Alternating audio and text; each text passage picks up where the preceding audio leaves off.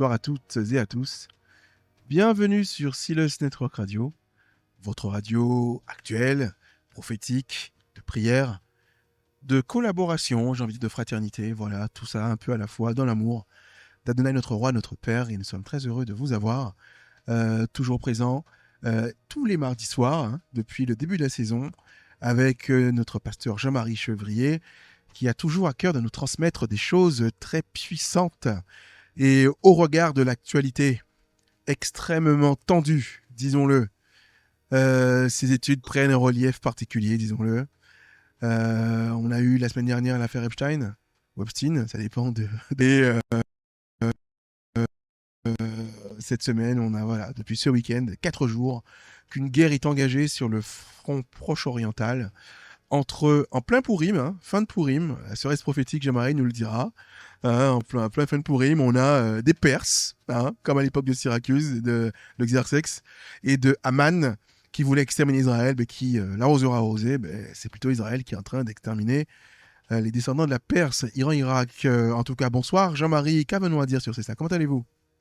Bonsoir, cher Dan. Bonsoir à tous les auditeurs et auditrices.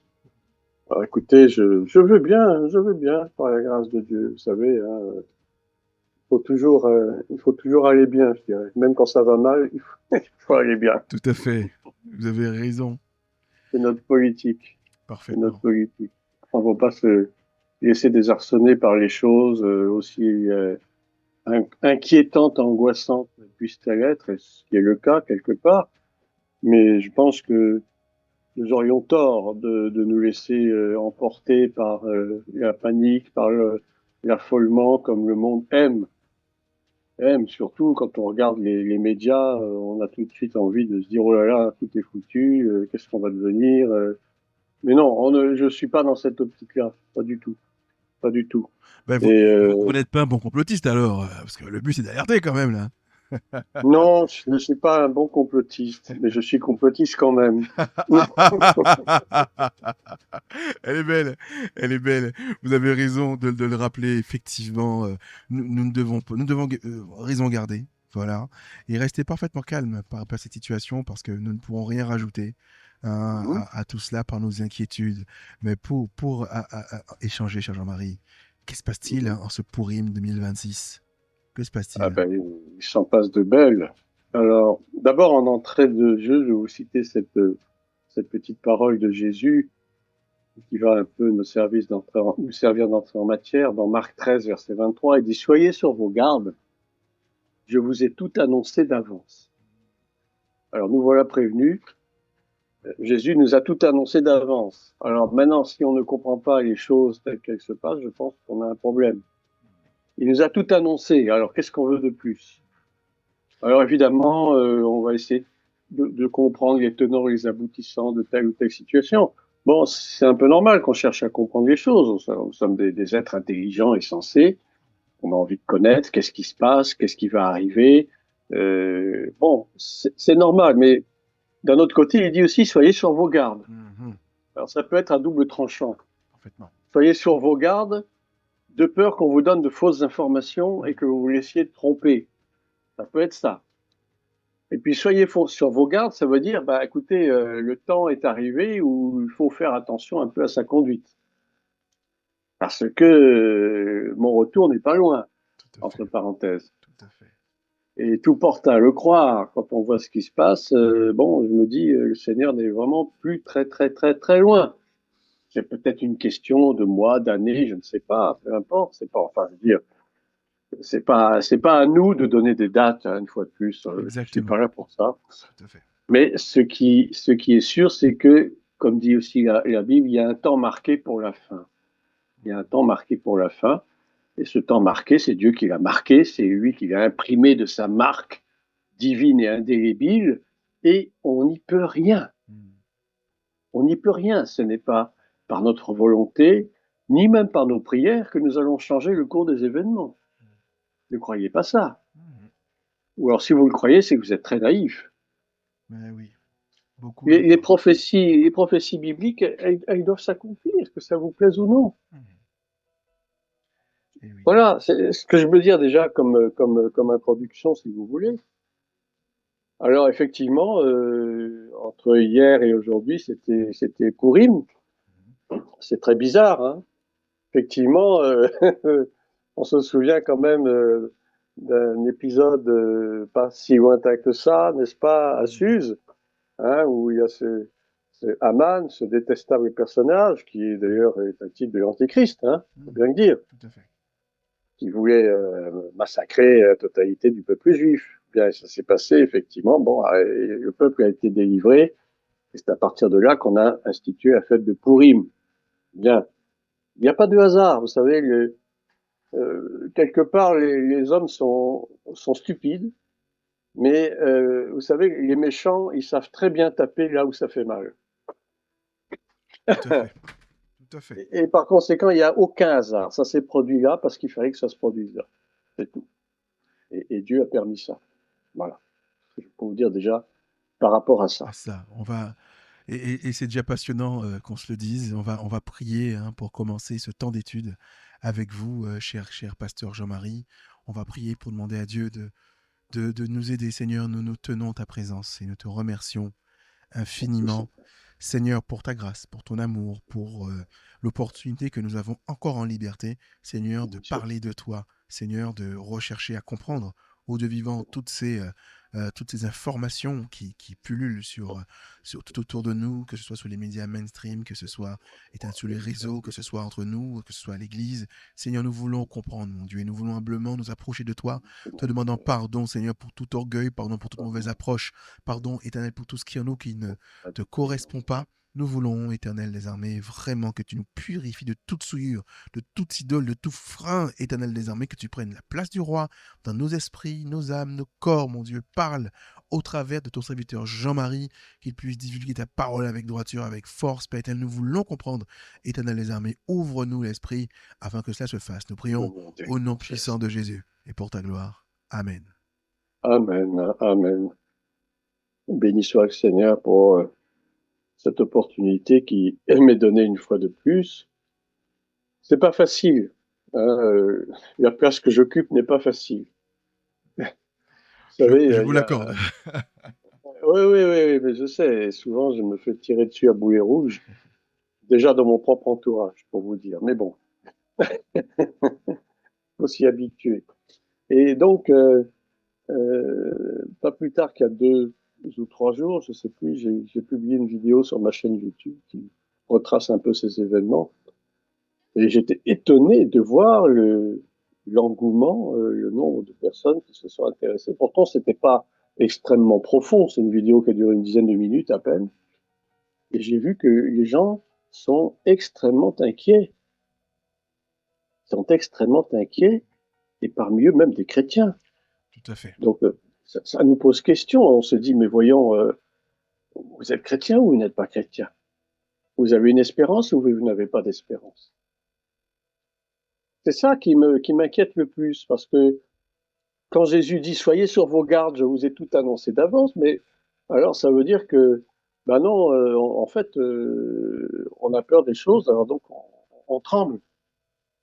Au lieu d'être sur nos gardes, au lieu de veiller sur nous-mêmes, de veiller sur nos familles, bah, on se laisse affoler pour beaucoup de choses. C'est vrai que la situation, elle est grave. Je ne veux pas dire le contraire, c'est évident. Mais on sait ce qu'il y a au bout de tout ça.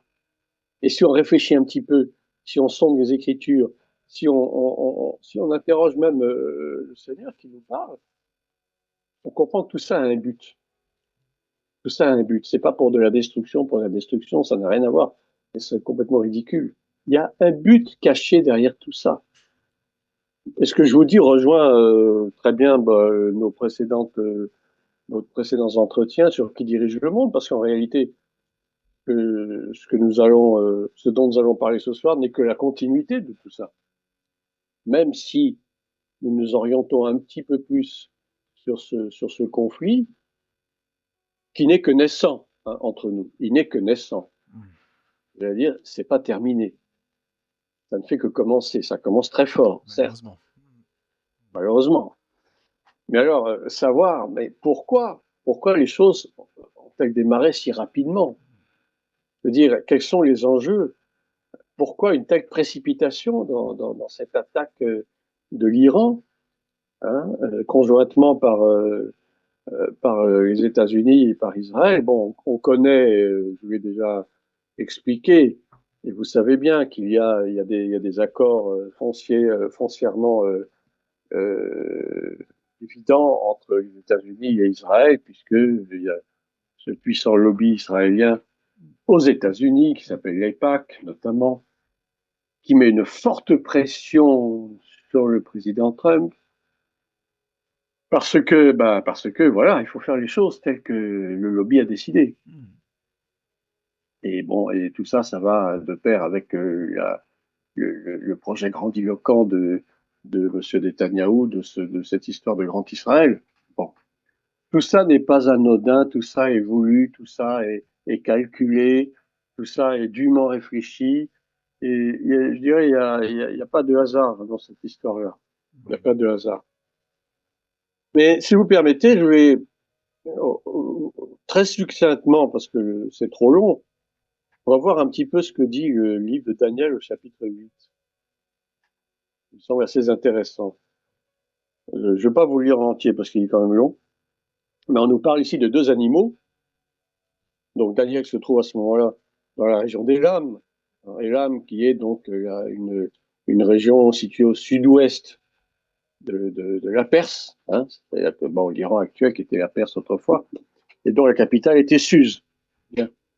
On sait, je l'ai dit tout à l'heure, ce qui s'était passé à une époque plus ancienne, voilà, au temps du roi Artaxerxès. Bien, on ne revient pas dessus. Donc, notre ami Daniel a une vision. Il voit un bélier qui se tient devant le fleuve et qui a des cornes. Et ces cornes étaient hautes, nous dit le texte, mais une était plus haute que l'autre. Et il s'éleva la dernière. Je vis le bélier qui frappait de ses cornes à l'Occident, au septentrion et au Midi. Donc, 3 points cardinaux. Mais pas à l'Orient. Évidemment, puisqu'il vient de l'Orient. Ça va de soi. Aucun animal ne pouvait lui résister. Il n'y avait personne pour délivrer ses victimes. Il faisait ce qu'il voulait et il devint puissant. Ça vous fait penser à quoi? À l'islam. Le monde islamique. Bien. En plus, il vient de l'Est. Bien. Il vient de l'Orient. On peut pas trouver mieux, je pense. Bien. Comme je regardais attentivement, voici un bouc venait de l'Occident. Alors, on passe de l'Orient à l'Occident. De l'Ouest, quoi. C'est-à-dire toutes les nations de l'Ouest. Nous sommes bien d'accord. L'Europe, les États-Unis et autres. Et ben voilà. Et parcourait toute la terre à sa surface sans la toucher. C'est bizarre, hein, c'est rigolo. Donc, en fait, cet animal, il volait, quoi, quelque part. Ouais, c'est ça. Il volait avec rapidité, comme l'éclair, pourrions-nous dire. Ce bouc avec une grande corne entre les yeux. Il arriva jusqu'au bélier, qui avait des cornes que j'avais vues se tenant devant le fleuve, et il courut sur lui dans toute sa fureur. Je le vis qui s'approchait du bélier et s'irritait contre lui. Il frappa le bélier et lui brisa les deux cornes sans que le bélier eût la force de lui résister. Il est foutu, il est capoute. Il le jeta par terre et le foula, et il n'y eut personne pour délivrer le bélier. Le bouc devint très puissant, mais lorsqu'il fut puissant, sa grande corne se brisa. 4 grandes cornes s'élevèrent pour la remplacer aux 4 vents des cieux. De l'une d'elles sortit une petite corne qui s'agrandit beaucoup vers le midi, vers l'Orient et vers le plus beau des pays. Le plus beau des pays, c'est Israël, bien sûr. Donc, je n'irai pas plus loin dans la lecture, mais je pense que vous avez compris certaines choses. En réalité, quoi? Bah, tout ça, c'est une guerre contre l'islam. L'Occident voudrait détruire l'islam. On sait que l'ayatollah Khamenei a été tué.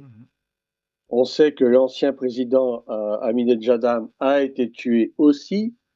On sait que beaucoup de gens de ce pouvoir islamique sont morts également. Il y a eu des victimes. Mais à votre avis, est-ce que vous pensez que l'islam est mort pour autant? Non. J'en suis sûr que non. Disons que c'est une tentative de déstabilisation, qui est différent. Et on ne peut pas éradiquer une religion comme ça, c'est impossible. On n'éradique pas une religion par les armes, ça n'a aucun sens. On sait qu'il y a eu des guerres de religion dans le passé, qu'à consulter l'histoire. Il y a eu des guerres de religion, des choses abominables. Mais pour autant, est-ce que ces religions ont disparu? Ben, bien sûr que non. Bien sûr que non. Et même certaines ont ressurgi d'une façon plus puissante que jamais. Donc tout ça, en réalité, c'est une provocation pour en fait inciter à un retour de bâton. Le problème, c'est que l'Occident, et particulièrement les États-Unis, puisque pour l'instant c'est que les États-Unis qui sont en cause, ne s'imaginent peut-être pas que l'acte qu'ils ont posé risque d'avoir de graves conséquences pour eux. Et ça a commencé. Puisqu'il y a un porte-avions américain qui a été détruit, il y a des avions qui ont été détruits. En tout cas, le détroit d'Ormuz qui est bloqué. Donc tout ça, ça va amener des pénuries de carburant, ça va amener des pénuries économiques. Tout ça, ça nous prend au nez. J'allais dire, c'était couru d'avance. Ne soyons pas stupides. Monsieur Trump a jeté un gros pavé dans la mare. Alors, mais, cher Jean-Marie, oui. Cher Jean-Marie, je suis assez en ligne avec vous, pas de problème, mais je me dis, mais à un moment, on a quand même du mal à voir l'objectif. On a l'impression que notre cher président Trump et son homologue, enfin presque homologue israélien, pas président, premier ministre, en tout cas les chefs de gouvernement tous les deux, Israël et États-Unis, ils sont lancés dans quelque chose. On a l'impression que le but est encore très flou quand même. Alors, il y en a plusieurs, il y en a pas. On dirait qu'ils sont guidés par quelque chose de plus fort qu'eux. C'est très curieux quand même. Oui. J'ai réfléchi pas mal à cette question-là et j'ai pensé à une chose intéressante. Vous savez que nous sommes dans une ère messianique. Vous savez aussi quelles sont les velléités donc de M. Netanyahou pour cette histoire de Grand Israël. Tout ça, c'est dans sa vision messianique de la chose. Israël, ce parti d'extrême droite, le Likoud, etc., ont une vision très messianique des choses. Et en cela, il est poussé d'ailleurs par toute une force de rabbins qui sont, j'allais dire, à pied d'œuvre, qui sont là pour le conseiller, etc., et dire qu'il faut absolument que les choses se fassent maintenant, il faut que le Mashiach revienne. Souvenez-vous de ce que je vous avais dit la dernière fois par rapport au franquisme. Vous vous souvenez? Tout à fait. Il faut créer le chaos pour obliger le Messie à revenir. Et le chaos, il est dans toutes les possibilités. Il est non seulement il est physique, il est matériel, mais il est moral et spirituel. Il faut que le péché arrive à son comble. Il faut que l'on fasse des sacrifices. Et en cela, l'histoire de Jeffrey Epstein revient un peu sur la sellette quand on parle de sacrifice, n'est-ce pas? Or, nous savons qu'Epstein est d'origine juive, ashkénaze, et il fait partie un petit peu, si vous voulez, du lobby messianiste, quelque part.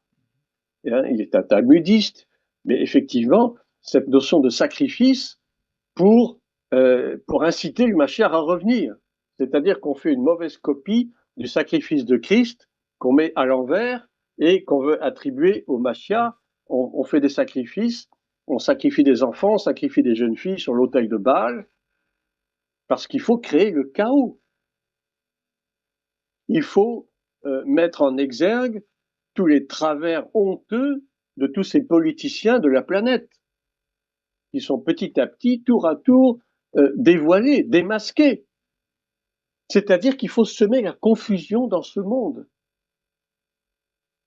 Et cette guerre démarrée contre l'Iran fait partie, j'allais dire, du lot. Ça fait partie du lot. Il faut semer la confusion, il faut semer la peur, il faut semer le trouble dans les nations. Parce qu'on aspire qu'à une seule chose, c'est que le Mashiach revienne. Mais enfin, on est dans dans un fonctionnement antéchrist, en fait. Enfin, Mais oui, c'est terrible. Parce que, enfin, alors, moi, j'ai deux choses. Je suis. Enfin, cette histoire de chaos, bah, évidemment, lorsqu'on voit l'affaire Epstein, on se rend bien compte qu'il y a une volonté délibérée, éclairée, de détruire, de construire en même temps. Bref, c'est effectivement le chaos. Mais regardons, on était dans un grand conflit mondial sur ce dossier Epstein où tous les jours on avait les bonnes pages et les bonnes feuilles qui sortaient avec des noms qui sortaient, etc. Assez curieusement, lorsque certaines personnes commençaient à être sérieusement ennuyées, pardon, on a cette guerre qui éclate, qui arrive et au final l'affaire Epstein est reléguée au second rang.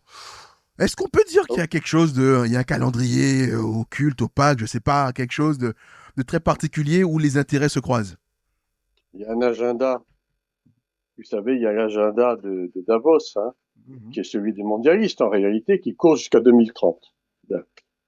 C'est-à-dire qu'ils considèrent qu'à partir de 2030, le monde doit changer selon leurs critères à eux. Ils ont mis en place toute une série d'événements qui vont se suivre les uns les autres. Et effectivement, cette attaque sur l'Iran occulte complètement l'histoire Epstein. Et l'affaire d'Epstein a elle-même occulté une autre affaire qui était précédente, je ne sais plus laquelle. Vous voyez, c'est-à-dire que on procède par étapes Ah oui. pour, en réalité, noyer le poisson, pour occuper l'opinion publique. Tout à fait. Et en fait, c'est du divers, enfin, c'est pas du divertissement, c'est de la diversion. Bien Voilà. sûr. Oui, non, C'est de la diversion et c'est pour plonger le monde dans une sorte de bien sidération, sûr. d'hypnotisme. C'est carrément comme de Parfait. Non, mais l'hypnotisme. c'est parfaitement ça. C'est C'est ça. complètement ça, bien sûr. On hypnotise les gens avec des choses qui frappent.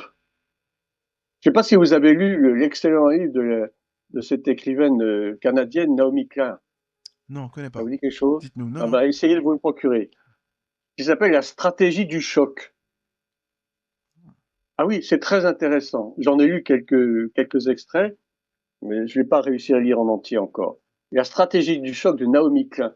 Qu'est-ce que ça raconte? Eh bien, c'est une technique psychologique, une stratégie psychologique qui consiste justement à créer des événements de façon à frapper l'esprit des gens et à les plonger dans une sorte de sidération, d'hypnotisme dont ils ont du mal à sortir.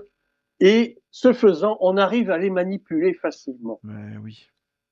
Et c'est cette technique psychologique qu'utilise ou qu'a utilisé, mais qu'utilise, je crois encore, un institut anglais qui s'appelle le Tavistock Institute. Le Tavistock Institute, qui est un organisme qui repose sur des recherches sur le cerveau, sur la psychologie humaine, sur les réactions des hommes face à certains événements, mais ils font des manipulations cérébrales. Et par le passé, dans les années 40, ils faisaient même ce qu'on appelle des lobotomies. C'est-à-dire qu'ils allaient avec des aiguilles, ils allaient carrément annuler une partie du cerveau humain pour soi-disant guérir des gens qui étaient sous l'emprise de dépression nerveuse et ils les rendaient complètement comme des légumes. C'est-à-dire qu'ils ne réagissaient plus, ils étaient là, ils laissaient les événements arriver et ils ne disaient plus rien. Mhm. Ou alors, au contraire, ils manipulaient leur cerveau de façon à leur faire adopter des réactions violentes. Et on pouvait en faire ce qu'on voulait. On pouvait dire à ces personnes, va tuer telle personne, et ils allaient le faire. C'est-à-dire qu'on robotisait les individus. Oui. Mais Le Tavistock Institute. J'ai fait des recherches là-dessus, ça, mon tu vas cher ami. faire. Je note bien. Alors, Klein, pour c'est Carol Klein, vous dites? Naomi. Naomi Klein. Ouais, Naomi Klein. Naomi Klein. On va noter ça. K-L-E-I-N. K-L-E-I-N. Intéressant. Très intéressant. Et on a une auditrice qui nous dit c'est pour cette raison qu'il y a la guerre. Pendant ce temps, ils travaillent dans l'ombre. D'autres travaillent dans l'ombre à Ben oui. l'accomplissement de leur agenda. Je suis parfaitement d'accord avec ça. J'ai une question.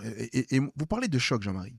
Je suis Oui. d'accord avec cela. Parce que, en fait, moi, depuis la Covid, je ne sais pas si on a remarqué, mais il y a eu quelque Mmh. chose qui s'est accéléré dans le monde, quand même. Je vais le dire. C'est-à-dire Oui. c'est-à-dire qu'on a été sidéré par ce confinement, plus qu'on ne le Mmh. croirait, par le Mhm. fonctionnement d'entrée-sortie avec la petite feuille où on ne peut ni acheter ni vendre si on n'a pas la petite feuille, l'autorisation ou le vaccin et tout le passe vaccinal, enfin tout le tralala.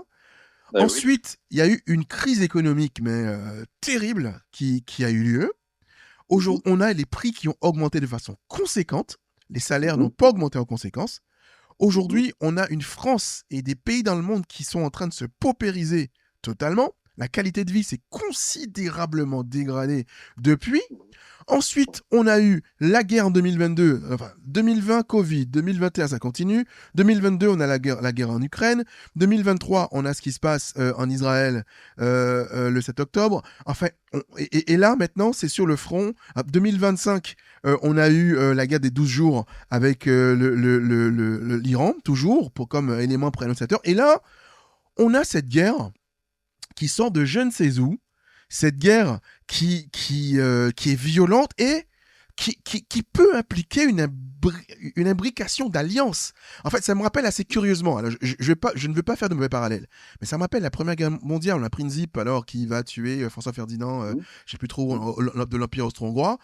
Et puis, par un enchaînement inattendu d'alliances, hein, juste après la mort de Jean Jaurès, on va avoir un enchaînement d'alliances qui vont faire que le monde va se retrouver comme un état de choc où une guerre mondiale où tout le monde est impliqué va se mettre en place.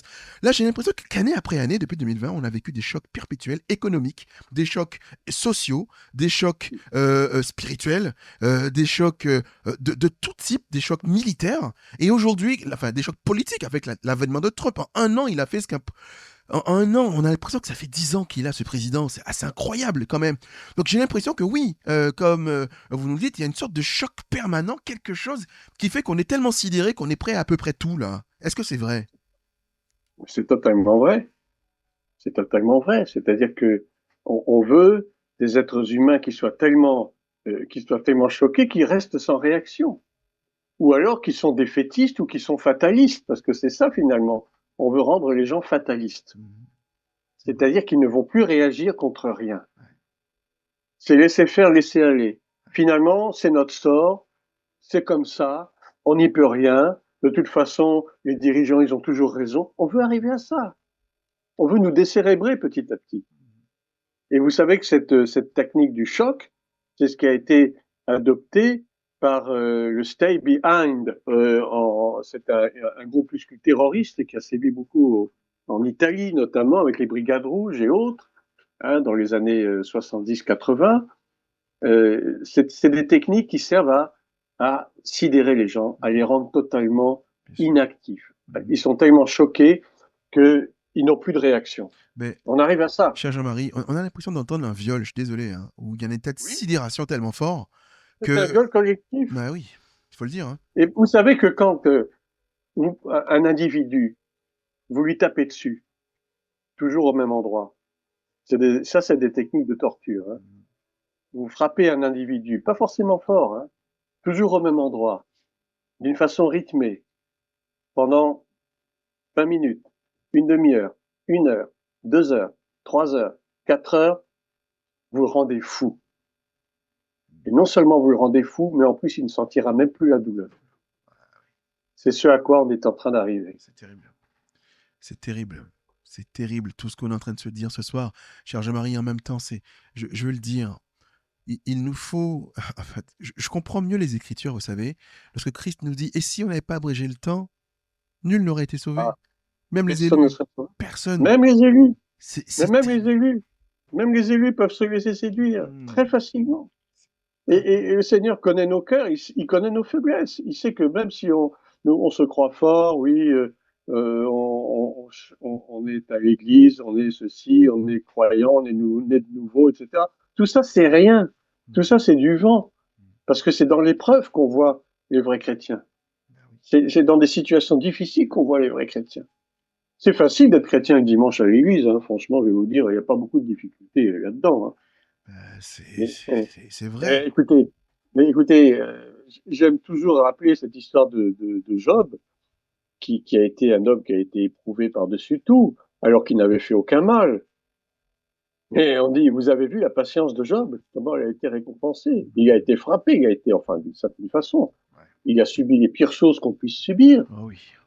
mais il a tenu jusqu'au bout. Hmm. Mais combien de chrétiens vont tenir jusqu'au bout? Ah, c'est juste. Oh, c'est Même moi, juste. j'en suis pas sûr. Même moi, je vous dis en toute honnêteté, j'en suis pas sûr. Mhm. Et je prie Dieu qui me fortifie chaque jour. Parce que chaque jour, on subit des choses qui sont pas forcément très agréables. Oui, oui, bien sûr, bien Comprenez ça. sûr. Donc voilà, le monde rentre dans un cycle successif d'événements qui font oublier les événements précédents et qui eux-mêmes prendront la place d'autres événements qui vont eux-mêmes prendre la place des événements, etc., jusqu'au point de non-retour. Très important. Juste pour préciser, on a un auditeur qui nous dit, et c'est important de le souligner également, il nous dit bonsoir, l'Iran est à la frontière de la Russie. Pas Oui. loin. On n'est pas, il y a que l'Azerbaïdjan qui les sépare et la Géorgie un peu. Mmh. Est-ce que c'est pas aussi un passage pour anéantir la Russie? Ils sont en train de mettre des pensées toxiques, nous dit l'auditeur, dans la tête des peuples. Oui, écoutez, là, pour la Russie, je suis un petit peu dans le doute. D'abord, une chose m'étonne, c'est que la Russie n'ait pas réagi jusqu'à présent de Ben, façon tellement. ben, la Russie était alliée, disons-le, alliée de l'Iran, quand même. Et la Chine aussi, Aussi, bien ni sûr. l'un ni l'autre n'ont dit mot jusqu'à présent, Ben, à que part je sache. condamner fermement avec des belles Oui, paroles, condamné. ça, il n'y a pas de problème. Mais il y a pas d'action, tout le monde va condamner. Mais Mais on peut condamner hein, autant qu'on veut, mais ben, ça suffit pas, quoi. exactement. Et je lisais les bonnes feuilles aujourd'hui d'un quotidien qui disait bon, ben, la Russie, l'allié le plus inutile du monde. Euh, est-ce que c'est pas une réalité? Parce on a beaucoup dit que Trump faisait des courbettes pas possibles devant M. Poutine et qu'il était faible devant lui. Ben, in fine, il a attaqué le Venezuela, qui était un partenaire aussi et de la Russie et de la Chine. Il a La attaqué Chine. l'Iran, qui était aussi un partenaire des deux. Et personne n'est venu défendre le pauvre ayatollah Khamenei. Euh, Personne n'est venu, personne n'a réagi, c'est quand même assez surprenant. bien sûr, donc que se Alors, passe-t-il? est-ce qu'il n'y a pas un accord tacite qui a été fait par en dessous pour qu'il n'y ait pas de réaction? Ben, Possible. ben, ça voudrait dire que les États-Unis restent les gendarmes du monde. Ils restent quand même les leaders du monde libre. Parce que je suis fort étonné de. Alors, on parle de la Russie qui est la première puissance militaire mondiale. Ils ont plus de têtes nucléaires que les États-Unis, qu'on le dise. Ah C'est oui, important. ah oui, Et donc, de ce oui, oui. fait, on a la Chine aussi qui est en train de devenir la première puissance économique et déjà le premier Oui, importateur de pétrole. Donc là, lorsqu'on oui, attaque, regardons bien, on attaque le Venezuela qui dispose de 18% à peu près du pétrole mondial. Il y a beaucoup de pétrole au ouais. Venezuela. On a le détroit Beaucoup. d'Ormuz, ok, Mhm. gère 20% du passage de pétrole, enfin de pétrole et de GPL, de gaz, de pétrole liquéfié du C'est monde. ça, à peu près, oui. Lorsqu'on bloque, Mhm. donc ils sont, enfin, Trump est en train d'asphyxier, j'ai envie de dire, le trade, tout le commerce de pétrole et d'énergie de la Chine, qui est le premier importateur d'hydrocarbures. Donc, Mhm. est-ce que derrière, on le sait, il y a une guerre commerciale, mais maintenant, les intérêts, qu'on le dise, pour l'Iran, ce n'est pas d'aider le pauvre peuple iranien pour les Américains, c'est pas d'aider le pauvre peuple vénézuélien, c'est d'abord du business quand même, qu'on se dise. Mais bien sûr. Ils s'en fichent du peuple, je vous dis, ils s'en fichent. Et de toute façon, ils s'en sont toujours fichus. Hein, c'est pas nouveau. Les guerres ne font pas font table rase de la population, ça ne compte pas. Ce qui compte, c'est les intérêts que ça peut rapporter. C'est tout, bien sûr. Et donc, en fait, ce qu'il faut voir là-dedans, c'est une gigantesque campagne géostratégique, c'est évident, et économique, Bien sûr. économique à la base. Mhm. Alors, cette histoire de vouloir détruire l'islam, donc ça, c'est du pipeau, parce que franchement, j'y crois pas. On peut pas détruire l'islam, c'est impossible. Et puis, il faut pas oublier une petite chose quand même, un détail qui a son importance, c'est que tous les mollahs présents en Iran et dans tous ces coins-là, ils ont été formés où? Ils ont été formés en France. Ah, alors ça, c'est une punchline. Alors, moi, je pensais que seul Khomeini avait été reçu en France pendant des années, en son Ben oui, exil. mais Mais non. il en a formé des gens hein, dans son entourage. Hmm. À Naufle-Château, pendant qu'on lui avait offert gentiment L'asile. Ah l'hospitalité, oui, totalement. Oui. généreusement Ah oui, l'hospitalité, disons-le. il en a formé des gens qu'il a renvoyés sur le terrain. Hmm, Donc, d'accord. je pense qu'on ne peut pas être trop fier de ça, finalement. Ouais. Hein, et je pense que bon, la France elle a quand même certaines choses peut-être à se reprocher hein, dans l'affaire. Mais bon, Tout à fait. On peut se poser de sérieuses questions lorsqu'on voit le formidable retour en arrière de ce peuple d'Iran qui était à l'époque du Shah. Alors je ne prends pas pour personne, comme un mhm, peuple à peu près libre hein, dans l'islam qui n'était pas radical. Il y a eu un merveilleux retour en arrière avec la République, ô ironie, islamique d'Iran, et de voir aujourd'hui un peuple, hein, et effectivement un peuple qui a été tué. On a des dizaines de milliers de morts hein, des ayatollahs qui sont des juristes, hein, rappelons-le, des juristes oui, oui, politico-religieux, hein, qui sont oui, des oui. érudits. On a des gens comme ça qui donnent l'ordre de tuer une Mhm. population qui demande de la liberté. Enfin, dans quel monde on se retrouve? Alors, je ne pense pas que cela justifie forcément une opération extérieure américano-israélienne. C'est pas leur problème, même s'ils doivent se sentir Non. concernés. D'accord? On a l'ONU et des instances qui s'occupent de cela. Mais quand même, Mhm. regardons la gravité de ce qui se passait en Iran, qui aurait pu être un miracle du Golfe Persique dans les années Mhm. 80. Hein, si Mhm. peut-être on avait laissé un peu de temps, je ne sais pas, je n'ai pas de plan sur la comète. Mais je veux dire, c'est quand même grave. Il faut le rappeler qu'il y a des peuples derrière. Il y a des étudiants qui sont morts, il y a des femmes qui sont mortes, il y a beaucoup de Mais bien personnes sûr. qui sont très injustement mortes parce qu'elles ont osé défier un pouvoir politico-religieux qui les a Mhm. beaucoup, beaucoup, beaucoup opprimés. C'est une théocratie démoniaque, ni plus ni moins. Parfaitement. Et de toute façon, si le but de cette attaque de l'Iran avait été de libérer le peuple, bon, à la limite, on pouvait l'accepter, mais c'est même pas le cas. C'est même pas le cas. Et je dirais, oui, c'est vrai. L'Iran, j'allais dire, finalement, n'a qu'à se débrouiller avec ses problèmes. Pourquoi cette ingérence extérieure? Ça n'a aucun sens. C'est donc qu'il y a autre chose derrière. C'est pas l'intérêt du peuple iranien qui est en jeu. Et puis il y a une chose aussi, je lui ai rajouté, le fils du Shah d'Iran, donc Pahlavi, il a beaucoup de relations très très étroites avec Israël. Hmm. Je ne sais pas si vous savez, mais il s'est rendu plusieurs fois en Israël, il a été au mur des lamentations, Attends, il a, on parle du fils du oui, Shah d'Iran, là, pas la vie? On parle ah bien de oui, lui? oui, oui, ah bah absolument Ah oui. oui, intéressant. Ce qui fait que au cas où il pourrait, on ne sait Oui, pas, oui. reprendre le pouvoir, Mhm. eh bien il y aurait forcément une espèce d'alliance entre Avec Israël Ah, et l'Iran. ben, ce serait un changement de paradigme énorme. Rappelons que l'ayatollah Khamenei, décédé Mhm, samedi, euh, mhm. avait fait de l'extermination d'Israël. Enfin, rappelons les propos de Mahmoud Ahmadinejad, quand même. Ah bah, il Euh, voulait rayer Israël de de la la carte, tout carte. simplement. Voilà, Voilà. rappelons-le, hein, qui était le deuxième homme de Oui. l'État, le président à l'époque, et qui avait Mhm. dit ça. Donc, et Khamenei, il a régné 36 ans, depuis 36 ans ou 37, je sais 1989. plus. Enfin, oui. 36 ans, 1989, 36 ans. 36 ans de Ouais. pouvoir autocratique, et où il Mhm. concentrait les pouvoirs, et il avait fait de l'extermination d'Israël, disons-le, une priorité. C'est quelqu'un qui a financé le Hezbollah au Liban, toutes les milices chiites aussi qui y a en Irak. Enfin, il a énormément contribué et l'Iran a une grande. Il faut le dire, l'Iran est un acteur extrêmement influent sur le Golfe Persique, vraiment, disons-le, qui s'est donné pour mission d'ouvrir les yeux des musulmans du monde entier sur le radicalisme et la vérité de leur religion. Et regardons aujourd'hui, ben, ils perdent la tête. Aujourd'hui, ils sont attaqués par Israël et les États-Unis, ben, ils gazent tout le monde. Aujourd'hui, ils envoient des missiles sur le Ouais. Koweït, sur le Sur Qatar, sur Dubaï, sur Dubaï. le Non, Qatar. mais c'est terrible quand même. Qu'est-ce qu'on doit Alors, entreprendre? qu'est-ce que vont devenir les accords d'Abraham alors? Hein? Exactement, exactement. Voilà.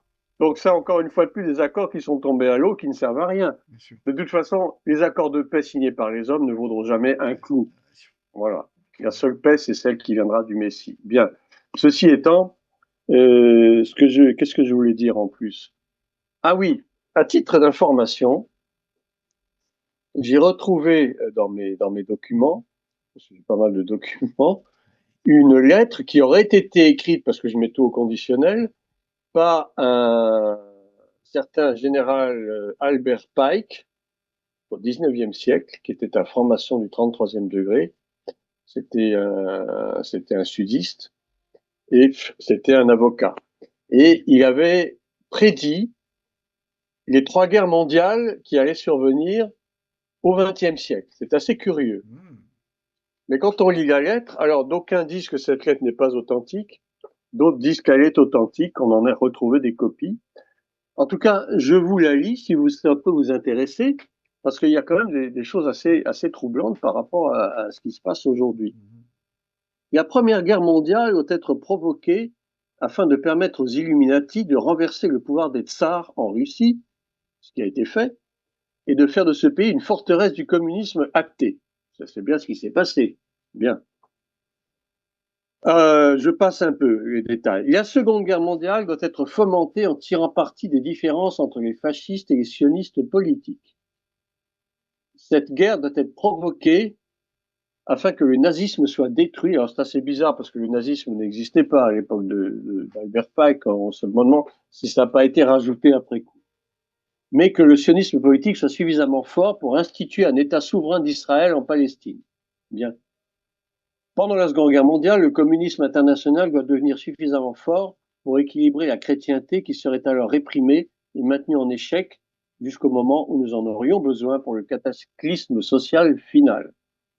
Alors écoutez bien, la Troisième Guerre mondiale doit être fomentée en tirant parti des différences causées par les Illuminati entre les sionistes politiques et les dirigeants du monde islamique.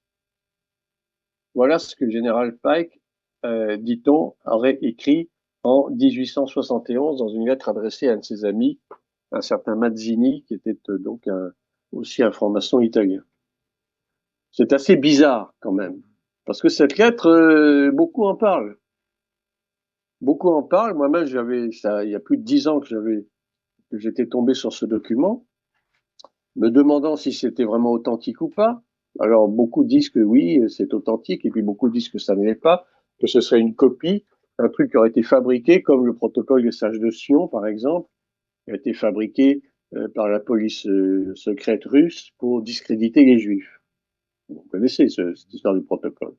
Mais enfin, en tout état de cause, c'est assez curieux de voir que cette lettre reflète quand même bien la réalité. Parce qu'en réalité, si on réfléchit bien, cette attaque ciblée de l'Occident, particulièrement des États-Unis et Israël conjointement, c'est bien une attaque sioniste quelque part.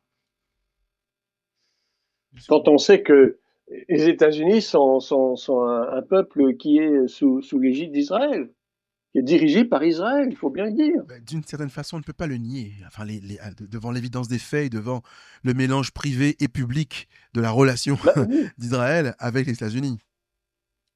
Et donc la guerre serait bien contre l'islam. Mais en réalité, comme je vous l'ai dit tout à l'heure, je ne pense pas que l'islam soit la cible numéro un. Non, enfin, je ne sais pas. on, J'en doute. Mais... Oui, alors, ça fait partie du paquet. C'est pas le haut du panier, on va le dire. Oui, c'est pas le haut du c'est-à-dire panier. qu'il y aura forcément et il y a déjà une déstabilisation du pouvoir théocratique islamique, C'est ça. c'est sûr. Mhm. En plus, c'est tous les pays alentours, Bahreïn, Dubaï, etc., qui sont des pays musulmans aussi, Bien sûr. forcément vont connaître une même déstabilisation de leur pouvoir Mais parfaitement. et de leur influence. Mhm. Alors bon, ça d'accord. On verra ce que ça donnera après, comment ces gens vont rebondir finalement, si toutefois ils arrivent à rebondir. C'est toutefois. Ce n'est pas évident, parce que vu l'ampleur de l'attaque, c'est quand même un peu compliqué. Et puis, il y a un dernier élément que je dois vous souligner.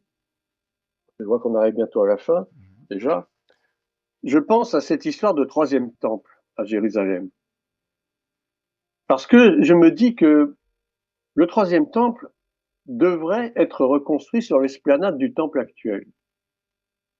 Or, l'esplanade du temple actuel, elle est gardée par la police jordanienne. Et ça va poser un problème pour reconstruire ce troisième temple. Parce qu'en réalité, toute l'esplanade du temple est sous domination musulmane. Donc, est-ce qu'il n'y aurait pas un projet caché à travers cette attaque? Si, par exemple, l'Iran se met en tête de riposter sur Israël,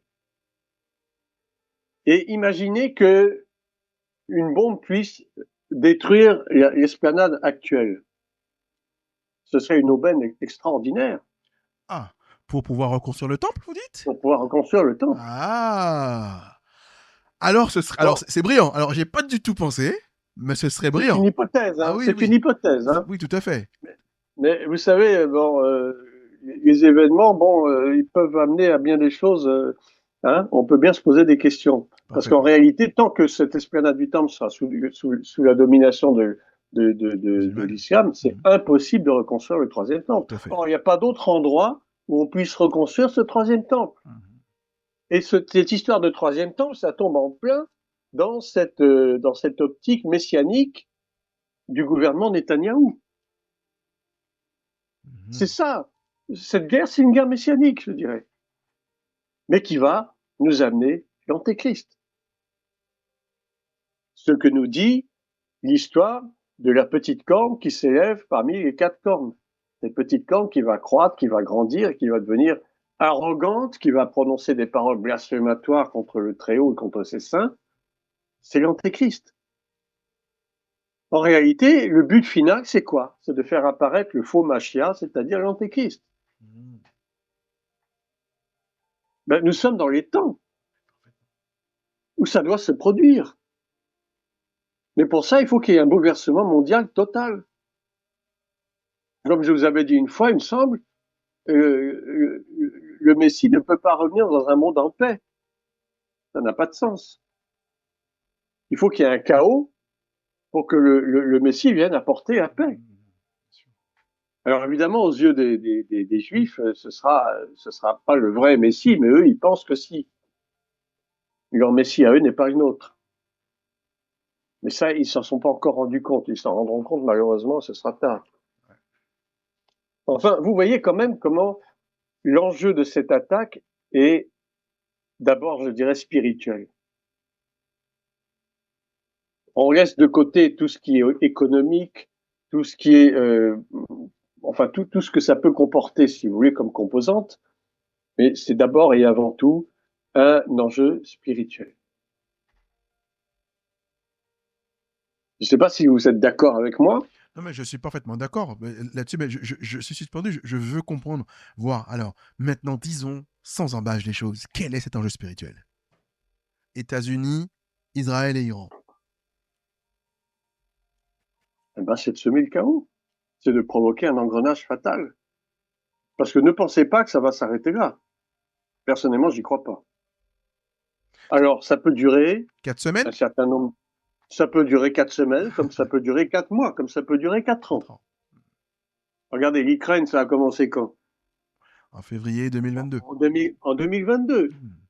À ce moment-là, déjà, on parlait d'éventualité d'une guerre mondiale, que ça allait déboucher fatalement un jour sur une guerre mondiale. Nous sommes en 2026, 4 ans après, il n'y a toujours pas de guerre mondiale. Hmm.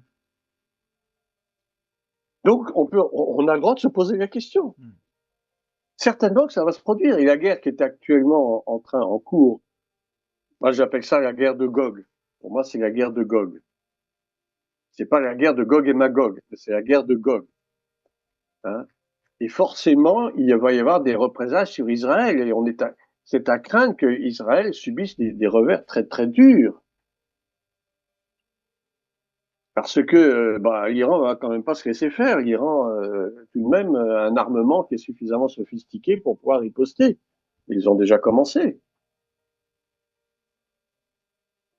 Vous voyez, en fait, on est pris un petit peu dans un dilemme.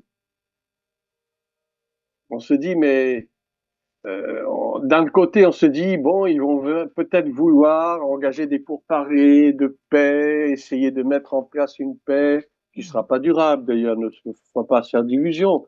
On en parle déjà de créer des pourparlers de paix, etc., de ramener, faire.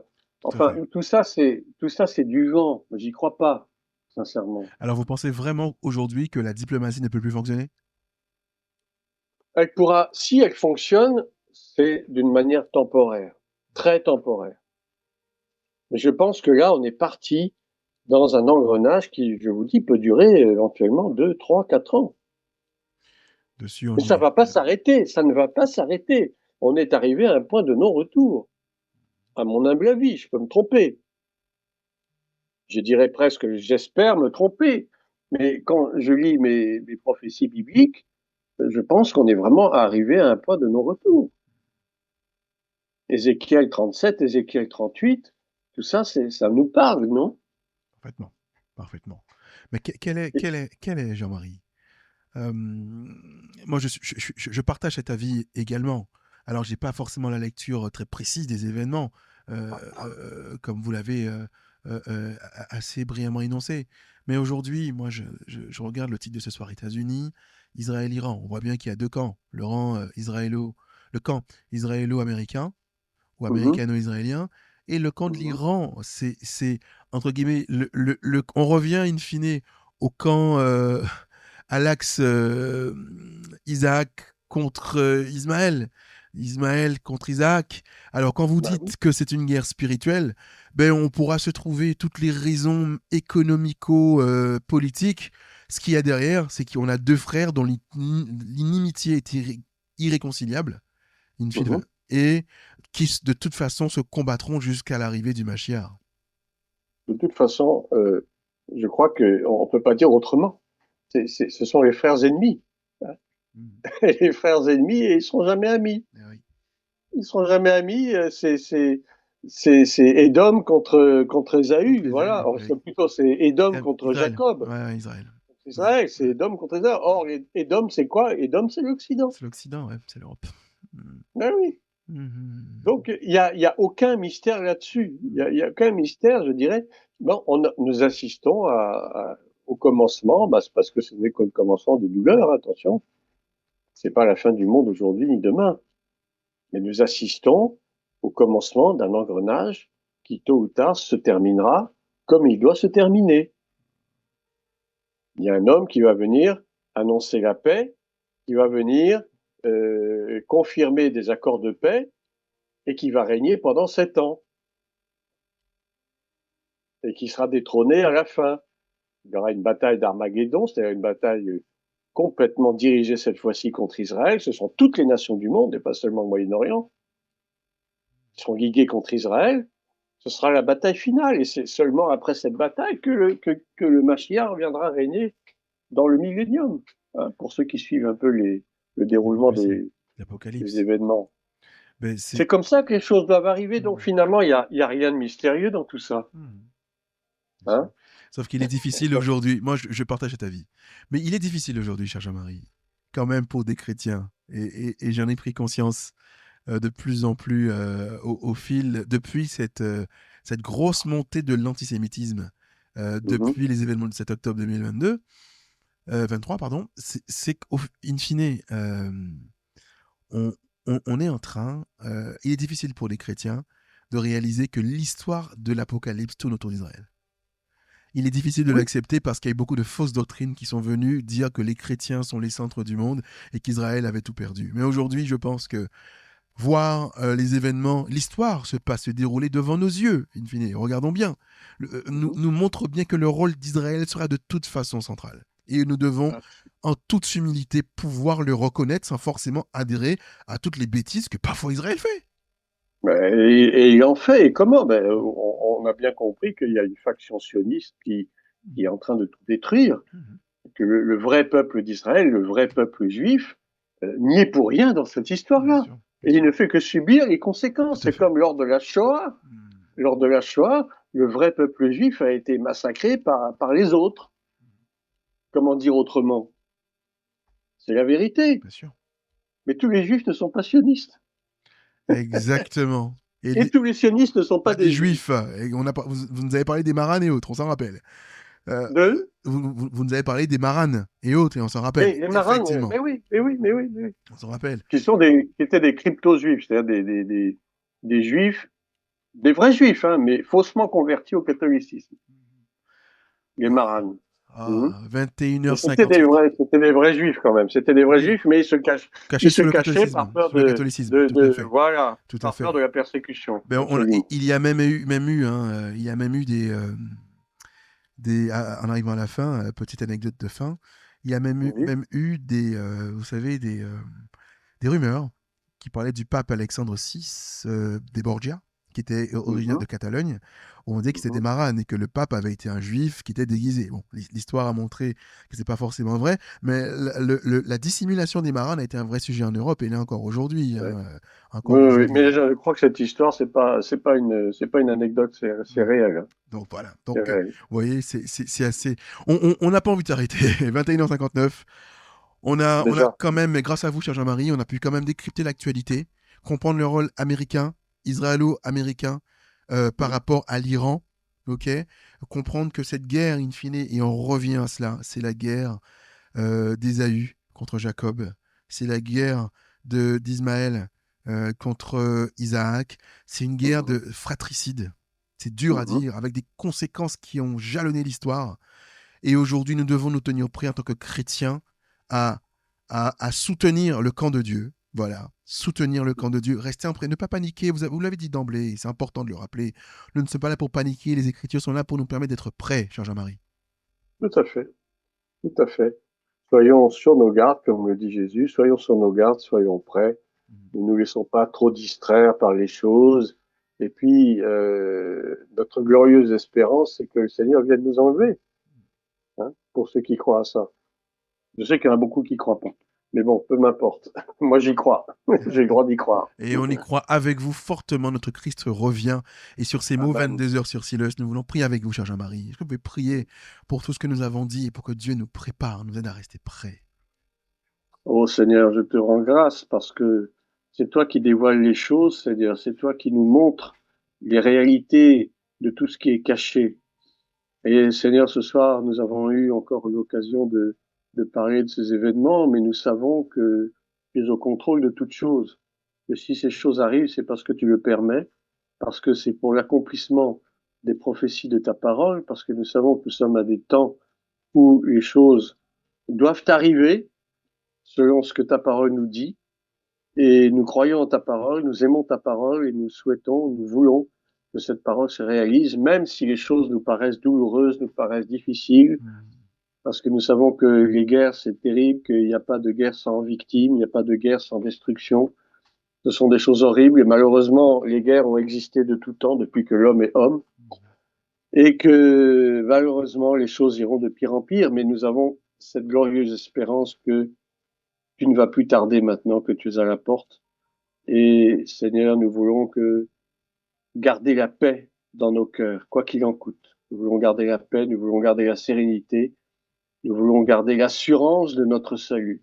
Et je prie pour chaque auditrice, chaque auditeur ce soir qu'il garde aussi cette même paix, cette même assurance dans son cœur, qu'il ne se laisse pas troubler par quoi que ce soit, parce que le Seigneur est là pour nous, il nous aime et il préviendra notre pied de la chute.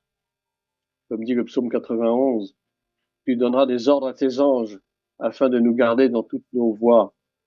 Ils nous porteront sur les mains de peur que notre pied Une heurte heurte contre entre une une pierre. pierre. Amen. Que mille tombent à notre côté, 10 000 à notre droite, Nous nous ne ne serons serons pas pas atteints. atteints. Amen. Amen, amen. Voilà Amen. ma prière pour ce Amen. soir.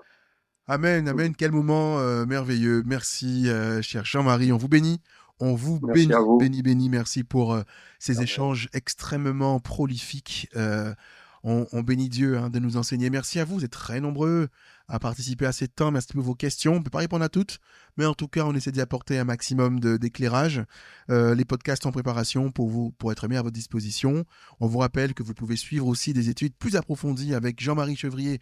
Vous tapez Jean-Marie Chevrier sur YouTube et vous tombez sur sa chaîne avec des milliers, des centaines de vidéos, toutes aussi passionnantes les unes que les autres. On peut en discuter, on peut ouvrir le débat, il y a beaucoup de choses à dire, mais c'est extrêmement riche. Donc on vous bénit tous, on vous souhaite une excellente soirée par la grâce de Dieu. On se laisse en musique et on vous rappelle que la louange continue. On se retrouve vendredi. Le mois de la femme a commencé sur Silos et en ce vendredi, vous allez avoir une émission spéciale, Les femmes et la prophétie. Et on recevra l'excellente Madame Pina qui va nous parler des femmes et la prophétie, en ouverture de ce mois de la femme, où tous les vendredis, les femmes viendront apporter des éclairages pragmatiques, des psychologues, des louangeuses, voilà, tout type de femmes seront là pour apporter un éclairage avec une belle acuité aujourd'hui pour que la cause des femmes puisse grandir au sein de nos églises et en dehors, évidemment, pour une société plus juste. Voilà, pour tous ces éléments, on vous souhaite une excellente soirée. Cher Jean-Marie, on se dit à mardi prochain, on continue cette saga-là. Eh bien, Dieu voulant, oui, Par la pourquoi grâce. pas, oui. Ben oui. Je suis tout à fait disposé. Si Dieu nous fait grâce, il n'y a pas de souci. Tout à fait. Et Voilà. s'il n'est pas revenu entre-temps. Et puis, on ne sait jamais, on sait sait jamais, jamais. on sait jamais. Ça va Soyons dans l'expectative. Exactement, soyons prêts, soyons prêts. On vous souhaite une excellente soirée, shalom à tous.